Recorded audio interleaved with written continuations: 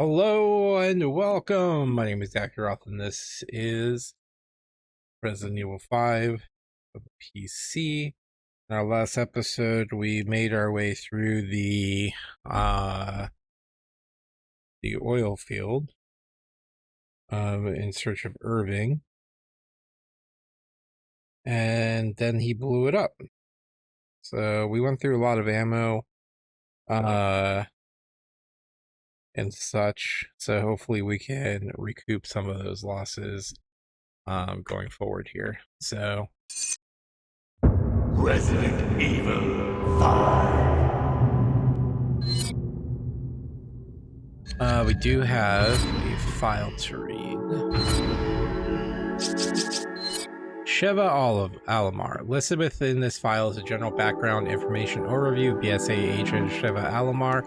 As pieced together from various sources, the information listed here is neither complete nor should be used as a psychological analysis of the subject. Sheva Alomar was born into an impoverished family situation in a small factory town situated in Africa, this particular town being home of Umbrella Plant 57. As with most factory towns, the plant was the lifeblood of the town, bringing in much needed revenue and steady employment for its populace. Almost 80% of the town's adult population was employed at the factory in some facility, including Sheva's parents. While the pay was low by most nation standards, it provided a steady income for the townspeople and a happy childhood for Sheva.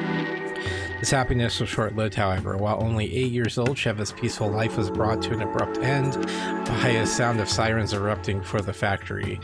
As the sirens pierced the air, an ominous plume of black smoke poured out of the factory.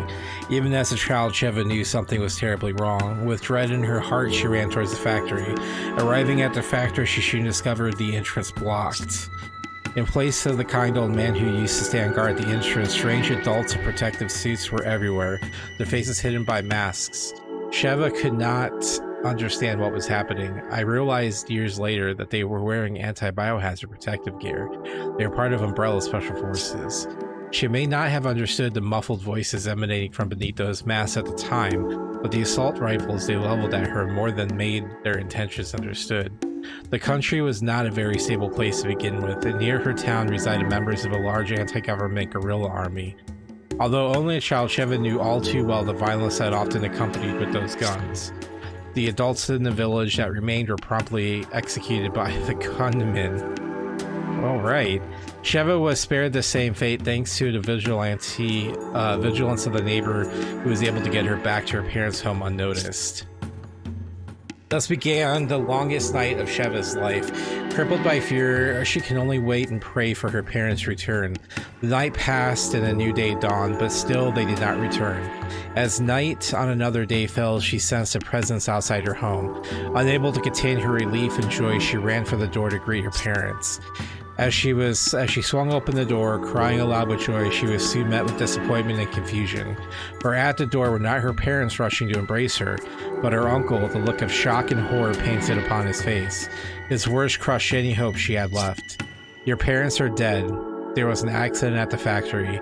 Taking anything of value left in the house, her uncle then took Sheva to live with his family, taking her away from the only home she had ever known.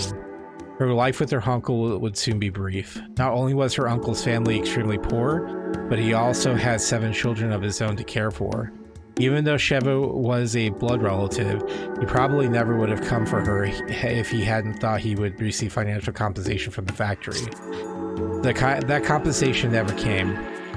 Umbrella never gave out any payments, and soon her aunt and uncle were unable to feed her. Life was hell for Sheva. Not only was she on the verge of starvation, she yearned to be with her parents again. In her grief, she became fixated on the notion that they were still alive. As the days passed, this belief grew so strong to the point where she could think of nothing else. She knew she had to find them. So one night, as the moon bathed the savannah in silver, Sheva ran away from her uncle's house and headed back to her hometown and the life that was stolen from her. The thought of her parents drove her on, but the expansive savannah is a harsh environment for one so young and small. During her second night, she began to feel the effects of malnutrition. Unable to find food, Sheva soon collapsed. A night in the savannah is not a quiet affair. The sounds of animals plodding along, beasts howling at the moon, insects chirping and buzzing about, and the dry wind soughing through the grass Sheva considered them all with wonder. She had grown up in a town, and she was unaccustomed to her new surroundings. Through the cacophony of strange noises, Sheva picked up a sound that was quite familiar to her. She heard the low rumbling of an engine and the sound of tires crackling over the dirt. A truck pulled up next to Sheva, and a stranger got out of the passenger side and spoke to her. If she replied to him or not, she couldn't recall, but the man picked her up and placed her in the bed of the truck. The man that found Sheva was an anti-government guerrilla fighter. He provided her with food, shelter, and a place to call home. Unfortunately for Sheva, this good turn was accompanied by some bad news. She was told that the incident at the Umbrella factory was not an accident, that the factory manufactured bioweapons, and Umbrella was carrying out the final tests on one of these newest weapons at a dilapidated factory. The regular employees who worked there were unaware of what Umbrella was actually creating, and they paid for it with their lives, including Sheva's mother and father. After concluding the test, Umbrella took measures to conceal the entire affair. With the assistance of the government's army, they destroyed the factory along with the entire town, effectively wiping the town Sheva had called home off the map. At this news, Sheva was filled with rage. She hated Umbrella and blamed them for her parents' death, and she hated the government for just rolling over at Umbrella's behest. It was at this moment she decided to join the guerrillas in their fight against the government. Sheva started out by doing laundry, cooking meals, and taking care of other chores. After only a few years with the guerrillas, she was given her first gun. She doesn't like to talk about her time with the guerrillas. Perhaps the memories are too painful, or maybe she's too ashamed of what she did there. One of her main duties with the guerrillas was to go into town and purchase supplies for the group. For 7 long years, Sheva stayed with the guerrillas. By this time, she was a teenager and had spent most of her known life with the guerrillas. Perhaps due to her age, when she went into town, the townspeople never suspected her of being a guerrilla fighter. It could be for this very reason that she was the only one they sent. It was on one of these occasions while she was in town that a man approached her. He looked like a local but spoke with a strange foreign accent. Handing her a piece of paper and speaking in a hurried voice, he said, "Read this. If you believe what it says, come to the church in the back alley in 2 hours." After speaking these words, he disappeared into the crowd as quickly as he appeared. Sheva turned the paper over in her hand, and her eyes were drawn to one word: Umbrella. It was the same pharmaceutical company whose selfish aims took her parents from her. If that incident had never happened, perhaps her life would have been different. The message on the paper said that the guerrillas were planning on using bioweapons to conduct a large-scale terrorist attack that would overthrow the government. Umbrella was going to make a deal with the guerrillas to provide them with the bioweapons. The man wanted Sheva's help in stopping the deal from going through. At first, Sheva thought it was a government trap, but deep down she knew the note spoke the truth. When asked how she knew, she had this to say: "My country was strongly influenced by France," and many government officials spoke in the French patois. But this man was different. I couldn't place his accent at the time, but somehow I knew I could trust him. Sheva followed her instinct. She went to the church and met 2 men there. One of them had given her the note earlier, the other wore a suit with no tie and said that he was from the US government. What the man in the suit wanted seemed straightforward enough: the apprehension of the representative from Umbrella. From what he said, this particular person held the key to causing an irreparable blow to Umbrella, but in order to arrest him, they needed Sheva's help. As long as they got their man, they wouldn't do anything to her or her fellow Umbrellas. Even if they did not succeed in arresting the man in question, they promised not to turn her or her companions over to the authorities. The man in the suit's offer seemed credible, but could she betray those who had been like a family to her? The man seemed to understand Sheva's apprehension, so he asked her one simple question: "Don't you want to see Umbrella punished for what they've done?" Sheva quickly nodded her head. "That's why we selected you, but if you want to help us fight Umbrella, then you're going to have to leave your so-called friends." "And then what? What's in it for me?" "Look around. You know these guerrillas you are with aren't doing this for some greater good. To do anything to topple the government, including things you know are wrong. Help us, and you can finally do some good for the people of your country. And what makes you think a 15-year-old girl can help? Someday you'll learn that age matters very little. A person's life is not defined by age, but by the choices they make.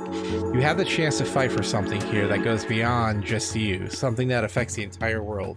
Can you really walk away when so much is at stake?" Sheva would never forget these words. 3 days later, the Special Forces team arrived at the location where the deal was taking place. Sheva had left the door to the building unlocked, and she wore a wire so that the team on standby could hear what was taking place. The operation was a success. The target from Umbrella was quickly apprehended and taken away. Sheva and the guerrillas were taken to the American consulate, there to be released 2 days later with no charges pressed, just as promised. Recognizing Sheva's abilities, perhaps moved by pity, the man in the suit offered Sheva the chance to start life new in America.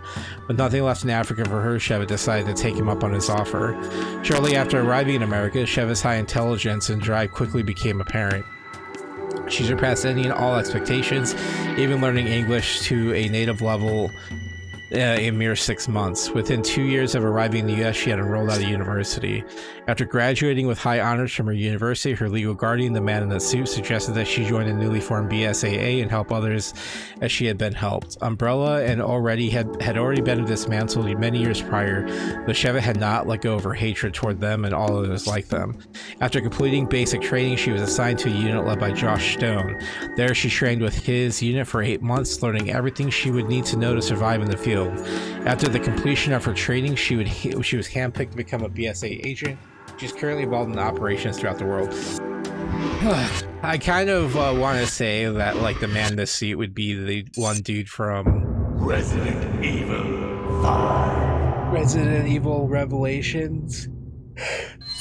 I can't think of his name. The leader of the BSAA. All right. The drilling facilities. All right, let's we need to fix this.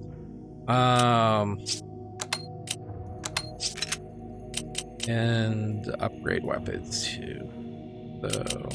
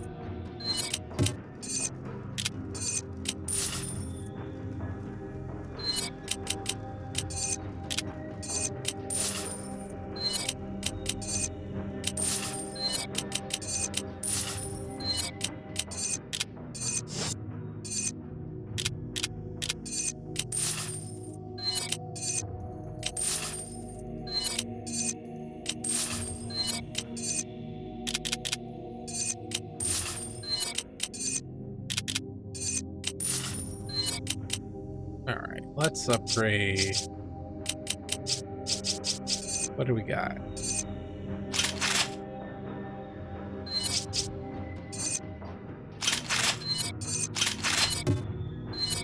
At that? Well, right now.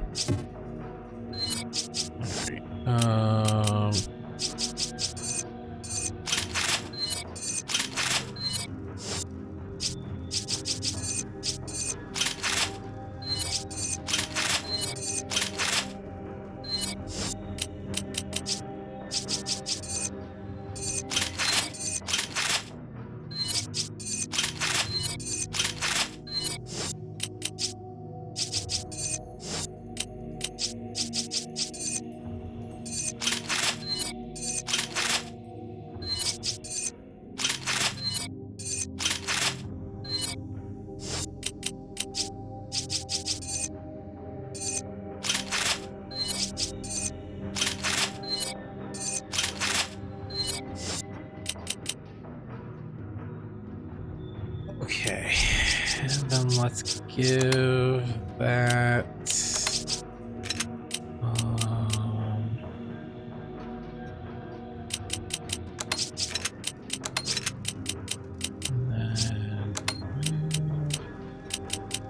that was so exciting, isn't it, watching this? Just a tap out on that. Okay, just a tap out, just be careful.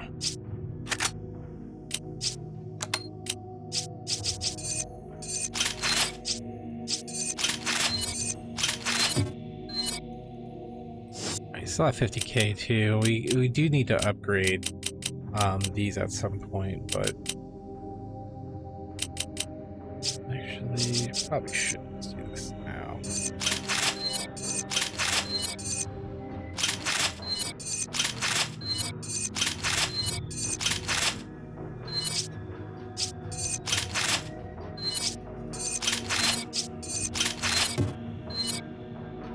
Yep, out of money. Alright, well, that's fine.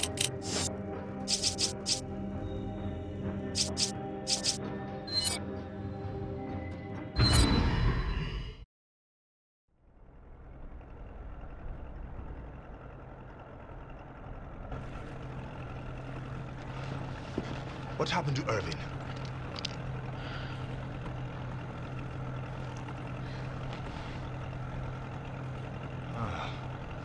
Well, he can't have gone too far.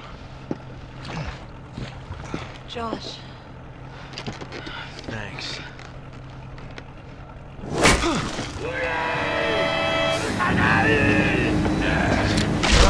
Thank me later. We got company.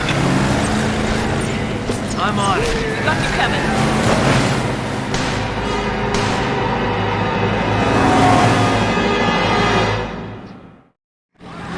Here we go! Hang on tight!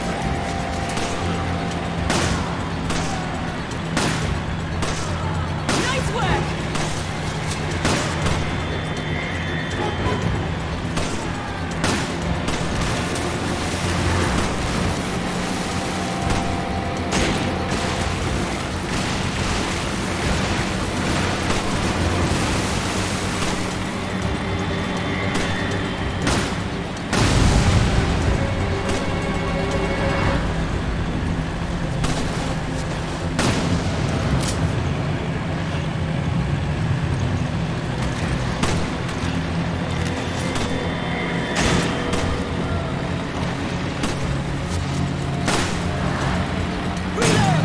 Damn it, the gate's closed.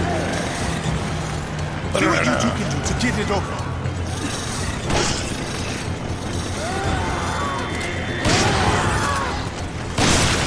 Whoa!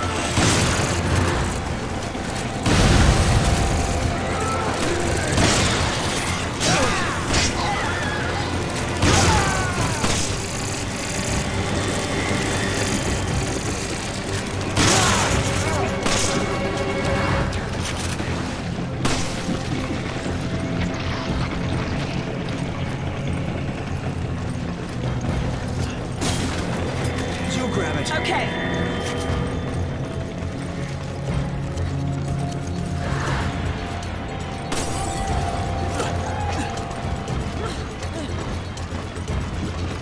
Take it. Roger.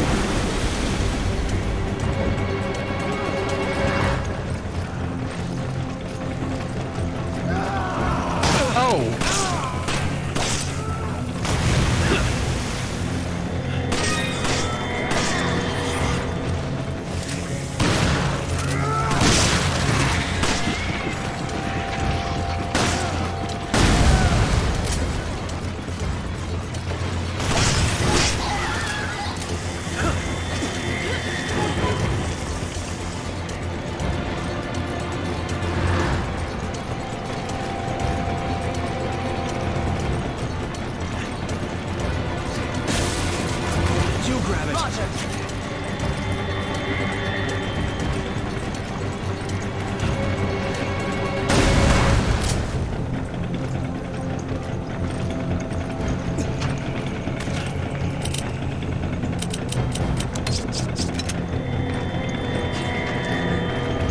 I should have brought healing. All right, let's go!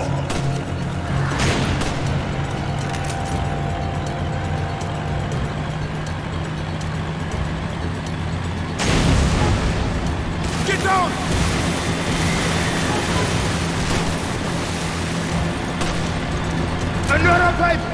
down!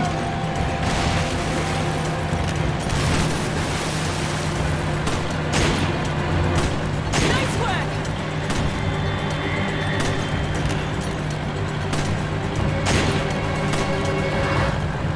Reload!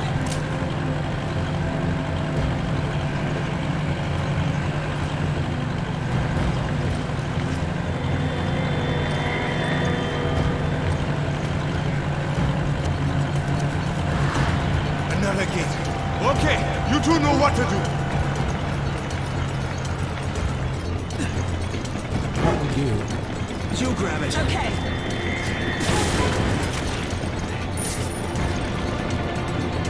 Take it. Roger.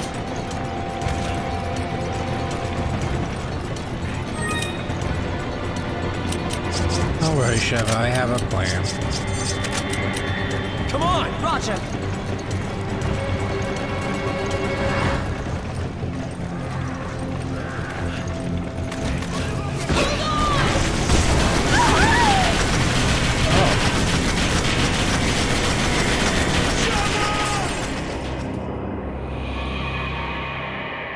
Well.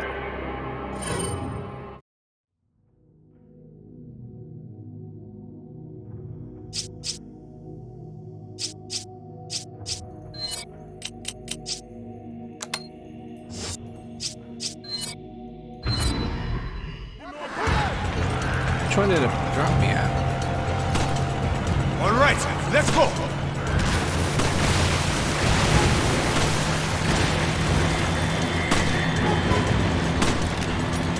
Get down!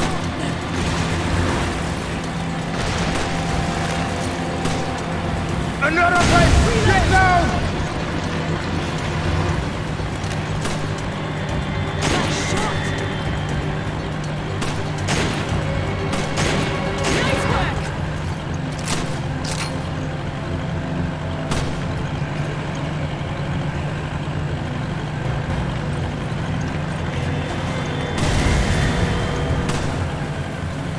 I'm coming! What? Don't be reckless!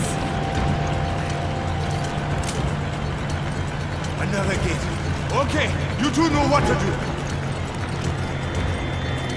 No chance.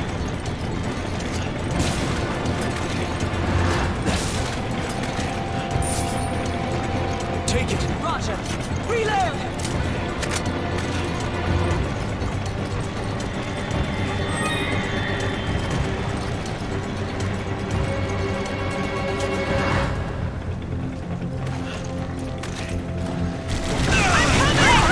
Oh my god, dude.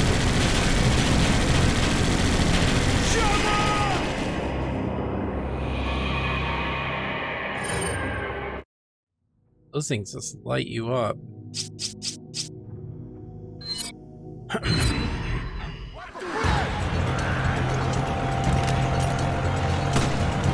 All right, let's go.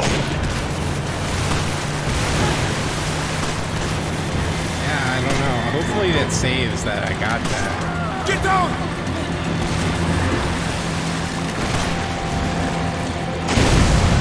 Another place!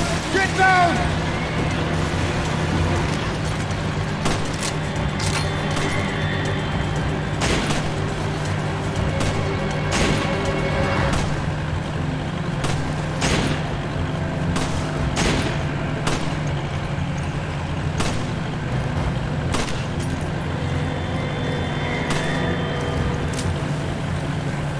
I'm coming! You need to be careful! Another gate. Okay, you two know what to do. Alright, well, here's what we're gonna do. I'm gonna have her stay behind the... Take it. Okay.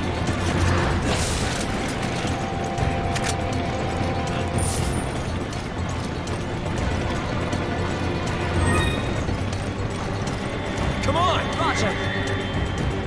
Wait. Okay.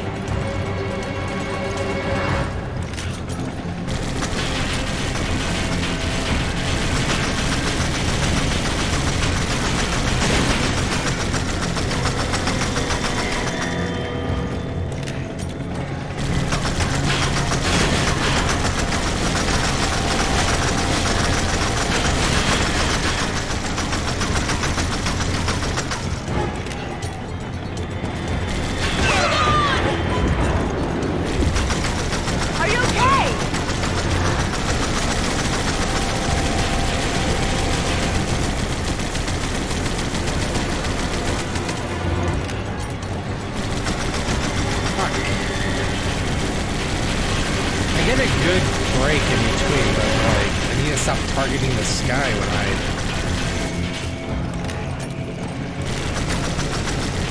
Nice shot. Good work.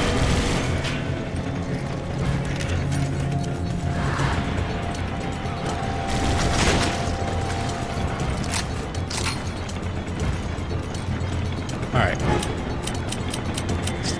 I need ammo. Use this. Thanks. Come on. Roger. I think we're good. Hold on! Don't be reckless.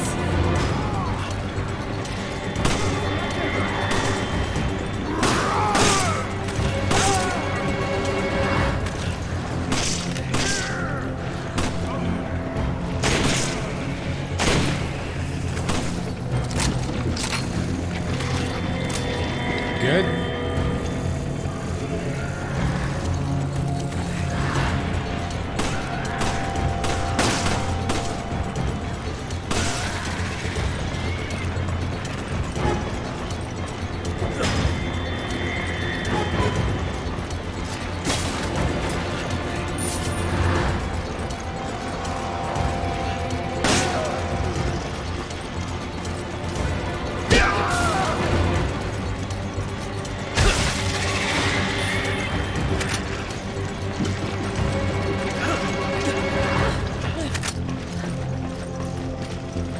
Come on. Okay. Take it. Roger. Take it.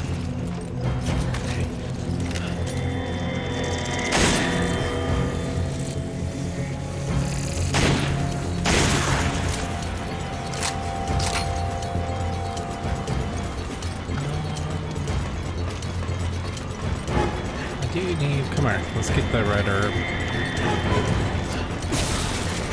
You grab it. Roger.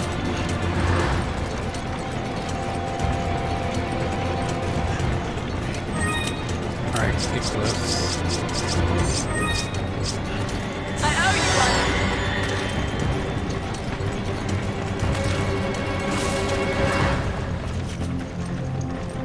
So, is there no way to get over to the other dock then?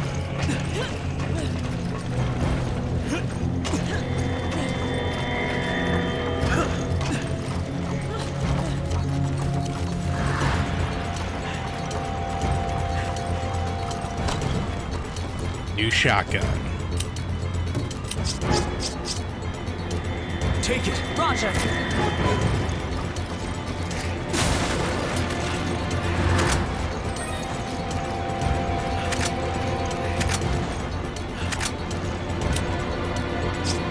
Let's give this. Thanks, partner.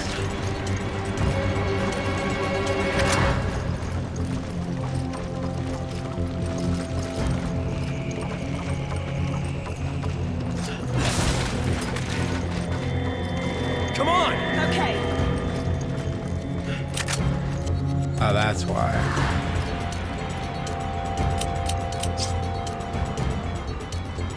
I need ammo. Take this. Thanks. Give me a can of Use first aid this. spray.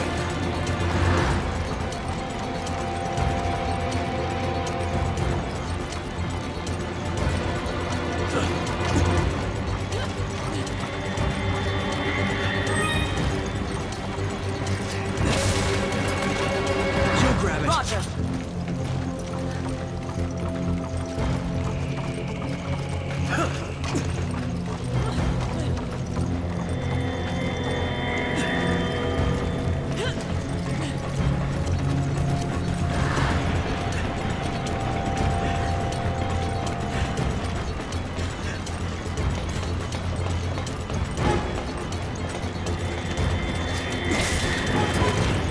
Come on. Roger. You grab it. Roger.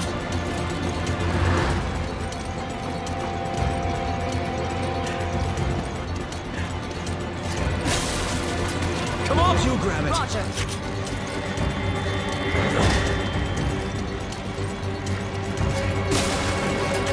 Take it. Okay.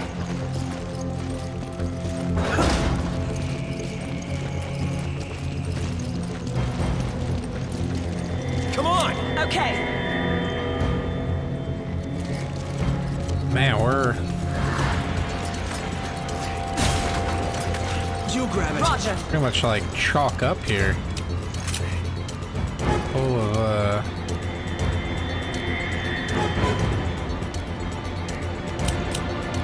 honestly. Give me a grenade. Use this.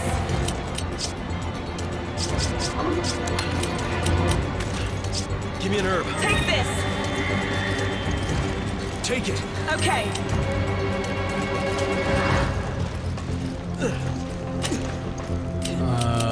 Let's do.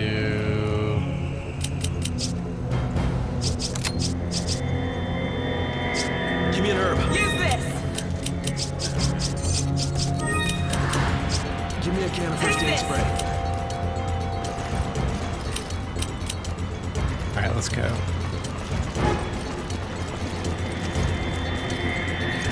Hold on. I'll get the other lever.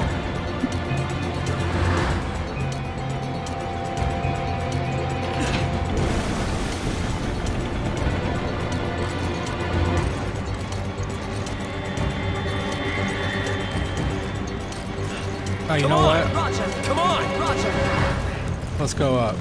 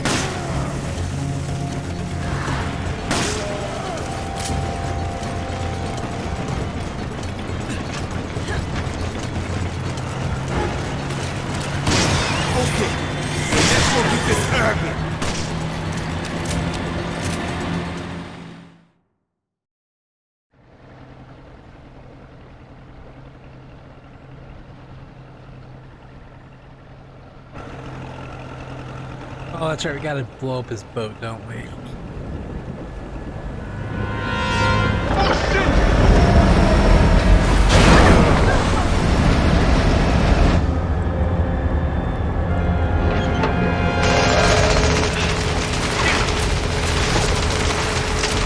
gonna sink us! We've got to do something!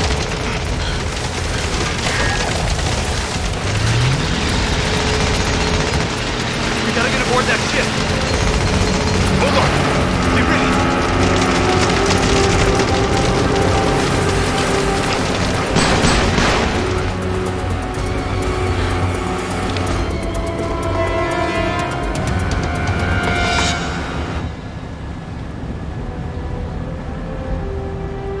What are you going to do about them? You're just one of Excella's playthings! It was your master who was supposed One to more take care of time. What are you going to do this. about BSAA is them? here. Alright. I'll handle it. Right, I handle it. This.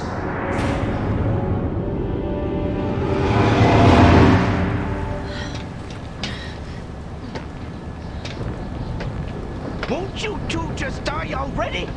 You're making me look bad. Who do you think got this entire operation off the ground? Research like this doesn't fund itself, you know. Yet everyone looks down on me. But not anymore. Don't do it!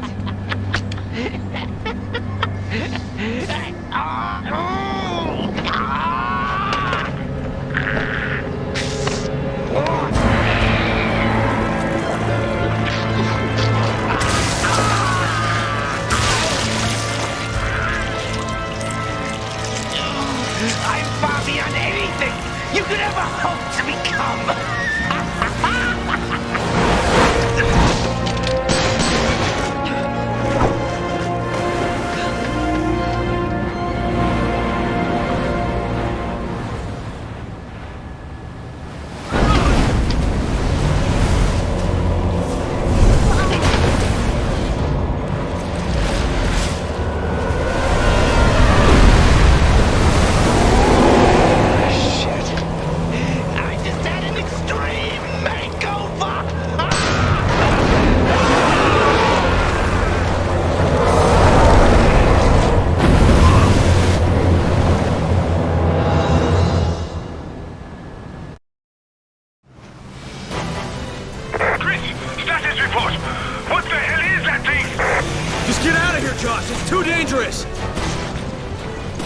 We'll try to stop it.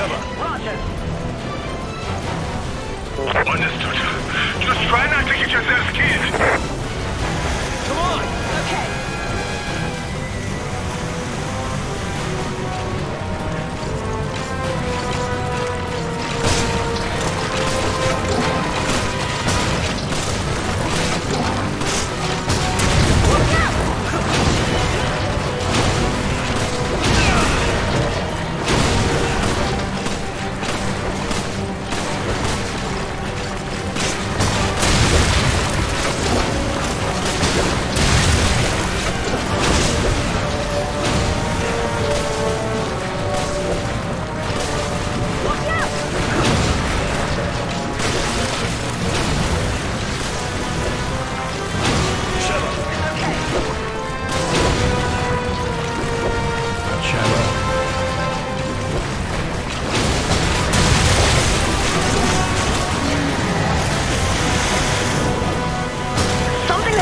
Such a rapid transformation must have a weakness. Right there, shoot this glowy thing.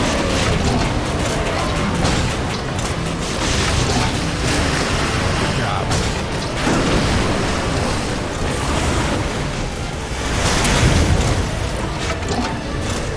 Overheat. Come on! Okay. Come on! Roger. Take it! Roger. Look out! You need to be careful! Oh my god! Where are we going? Sheva! Okay.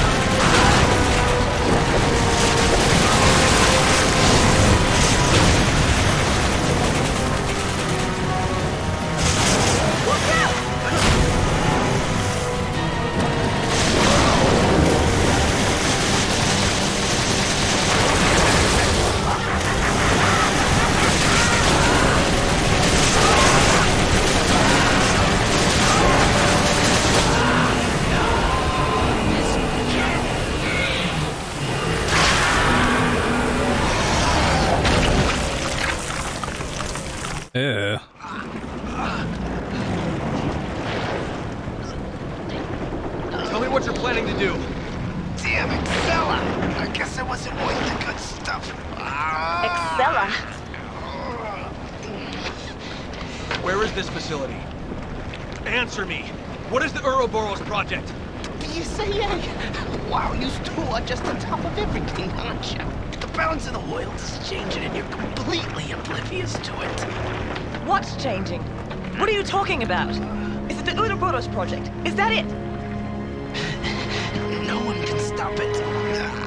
Ouroboros is about to change everything we've ever come to know.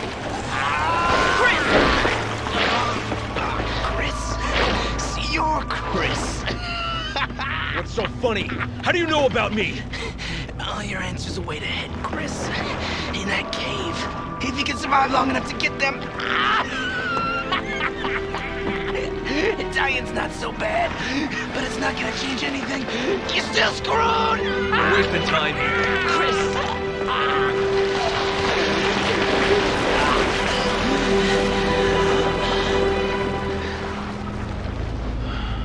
Poor bastard. Now what? We keep going.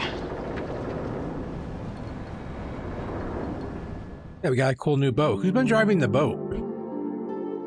Nobody answered that question, huh? Alright, well. Appreciate you guys. Oh, we can review the Ricardo Irving file in the library. We'll do that in the next episode.